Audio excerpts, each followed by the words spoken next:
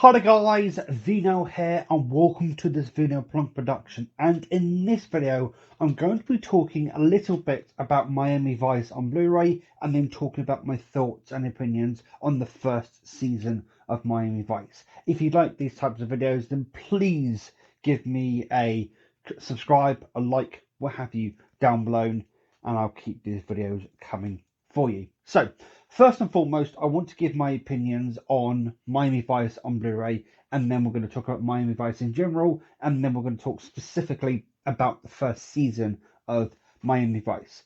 So Miami Vice on Blu-ray came out, I think, about 4 years ago or so in the US, and it seemed like everybody and their mother seemed to buy it, at least in America, on YouTube.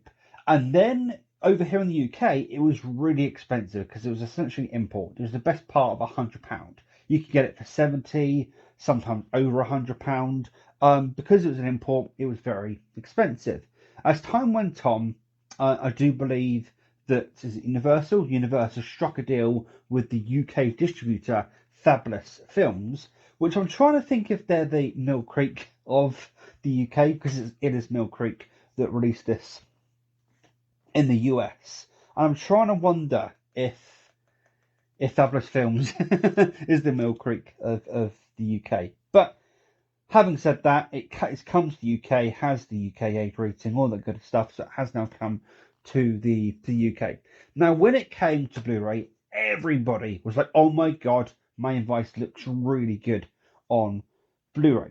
When I first popped the disc that I was currently watching of Miami Vice Season 1 into my PlayStation 4, initially I was like, this doesn't look much better than what I'd already been watching.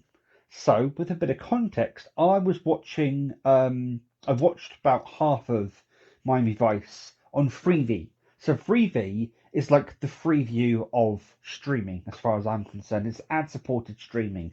Amazon have a Freevee segment. Amazon Video have a Freevee segment. I think you just go to the Freevee website and just sign up and start watching things. But they're like, so they're like the Freeview of streaming. They're ad-supported. It's free, as the name kind of suggests. And I watched the first part of the first season through Freevee, and then when I got this, continued to watch it through this means. I'm pretty damn certain Freevee already has it in Blu-ray or on HD. Sorry, I think the Freevee versions are the Blu-ray transfers.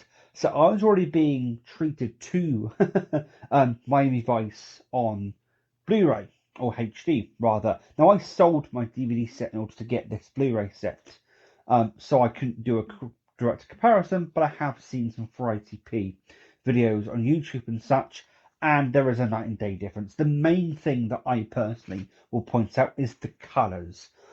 Say for instance, Don Johnson's or Sonny Crockett's suit definitely sticks out. If there's any red in the scene, very much sticks out. And a show that's iconic and very visual, like Miami Vice, it does actually very much lend to it. And as I was watching the series on Blu-ray, I began to appreciate it more and more and more. And as time went on, began to really enjoy Miami Vice on Blu-ray.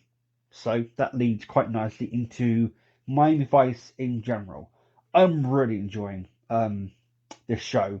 I was enjoying it anyway, watching it through Freevee, and now I can watch it ad-free, so to speak, and just really get engrossed in it. It's a really, really, really good show. I can see why it went on to influence so many other shows. And Anthony Yerkovich, that created Miami Vice, also created Hill Street Blues, and my dad has been saying for years that he thinks I'd like Hill Street Blues. So at some point I need to go and check out Hill Street Blues, because he did that before moving on to Miami Vice. The other thing people say, although he wasn't the creator, the showrunner for the first 2 or 3 seasons, Michael Mann, who of course directed Heat, went on to direct the Miami Vice film and many, many, many other films, including Collateral and what have you. Has his style all over it. From I think season 3 onwards, Dick Wolf takes over as the showrunner or the executive producer. Yes, the guy behind Law and Order takes over as the showrunner, and it becomes a very different show at that point, and you can see the early makings of Law and Order in it. But of course, it's already had Michael Mann's imprint on it very much. So let's move on to season 1. Now, I've heard it gets better. I've heard it gets a lot better. It gets darker in some sense and becomes more serialized. What I mean by serialized is some of the episodes or some of the themes and stories that they follow span over the entire series. Series 1 and potentially Series 2 as well, because that was also show ran by Michael Mann. When it comes to when specifically Dick Wolf took over, the internet's kind of, up this kind of, what's the word, misleading information, whether it was season 3, season 4, that he actually ended up taking over. Some people say Michael Mann left halfway through season 2. Some people say he left halfway through season 3. I'm not really sure what the deal was, but I'll just say from season 3 onwards is when Dick Wolf properly took over. So it really does have, as I said, Michael Mann's stamp on it, and there are far more kind of buddy cop single episodes. There are some things that do progress into other episodes. There are callbacks to previous episodes, but all in all, it is a fantastic season. I can't think of any any episode that I didn't enjoy thoroughly. Guest stars, the likes of Bruce Willis, Jimmy Smits, Michael Madsen, Glenn Frey. In fact, there's a lot of music from Glenn Frey. The music in Miami Vice is top notch. Really good stuff. If you're a fan of 80s music in general, you've got Glenn Frey, Phil Collins, U2, those sorts of bands pop up quite often. But yeah, the first season of Miami Vice, great introduction. I also love the fact that Edward James Olmos is in Miami Vice as Lieutenant Castillo, because I'm a big fan of Battlestar Galactica. Of course, he goes on to become Admiral Adama in Battlestar Galactica. So really happy to see him in that. And I just love Sonny Crockett, I must say.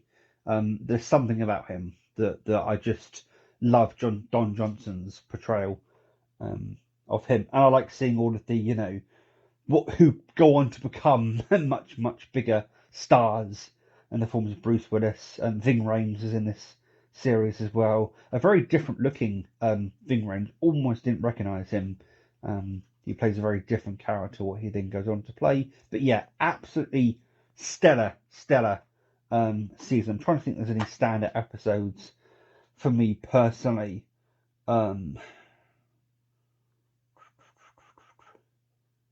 Really liked Home Invaders. Just trying to remember some of them. The Pilot Brothers Keeper, fantastic. Yeah, just so many.